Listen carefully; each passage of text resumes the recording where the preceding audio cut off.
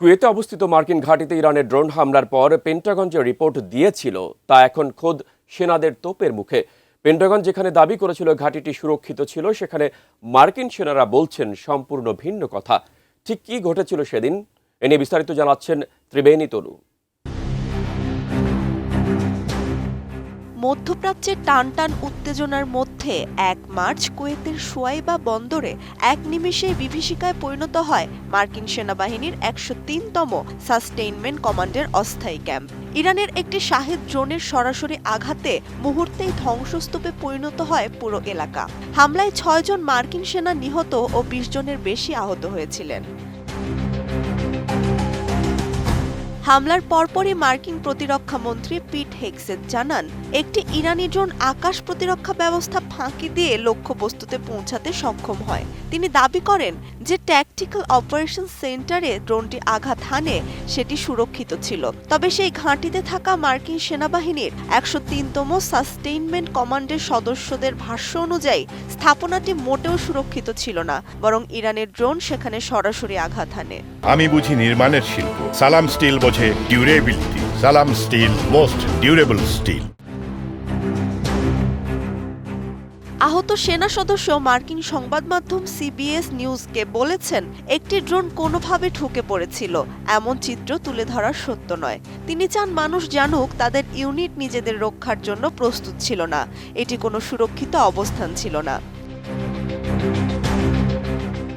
আরেকজন সেনা সদস্য জানান, তাদের ইউনিটকে ঝুঁকিপূর্ণ এলাকার কাছাকাছি নিয়ে যাওয়া হয়।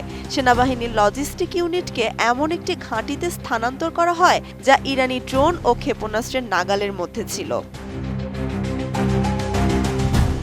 হামলার দিন সকালে সেনা সদস্যরা নিরাপদ আশ্রয় নিলেও হামলার ঠিক আগ মুহূর্তে সবকিছু স্বাভাবিক সংকেত দেওয়া হয়। ওই সংকেতের ৩০ মিনিট পরই ইরানের ড্রোনটি ঘাঁটিতে আঘাত হানে। একজন সেনা সদস্য ঘটনার চিত্র ব্যাখ্যা দিতে গিয়ে বলেন, সবকিছু কেঁপে উঠেছিল, যেন সিনেমায় দেখা দৃশ্যের মতো। কানে শব্দ হচ্ছিল, চারদিকে ধুলো আর ধোঁয়া ছড়িয়ে পড়েছিল। হামলার পর উদ্ধার কার্যক্রমেও ঘাটতি ছিল বলে উল্লেখ করেন কয়েকজন মার্কিন সেনা সদস্য। আহত সেনারাই নিজেদের প্রাথমিক চিকিৎসা দেন এবং বেসামরিক যানবাহন ব্যবহার করে আহতদের হাসপাতালে নিয়ে যান। কিন্তু প্রতিরক্ষা দপ্তরের সহকারী সচিব শন পার্নেল সামাজিক যোগাযোগ মাধ্যম এক্সে দেয়া এক পোস্টে লিখেছেন, তাদের সেনাদের নিরাপত্তা নিশ্চিত করতে সম্ভাব্য সব ব্যবস্থা নেওয়া হয়েছে। এর আগে রয়টার্সকে এক কর্মকর্তা জানান, সেখানে আকাশ প্রতিরক্ষা ব্যবস্থা ছিল কিনা তা স্পষ্ট নয়। এমনকি ড্রোনটি ঘাঁটির দিকে আসার সময় কোনো সতর্ক সংকেতও বাজেনি। মার্কিন সেনাদের এসব বক্তব্যের পর যুক্তরাষ্ট্রের প্রতিরক্ষা দপ্তর পেন্টাগনের তথ্যের বিশ্বাসযোগ্যতা নিয়ে তৈরি হয়েছে নানান প্রশ্ন।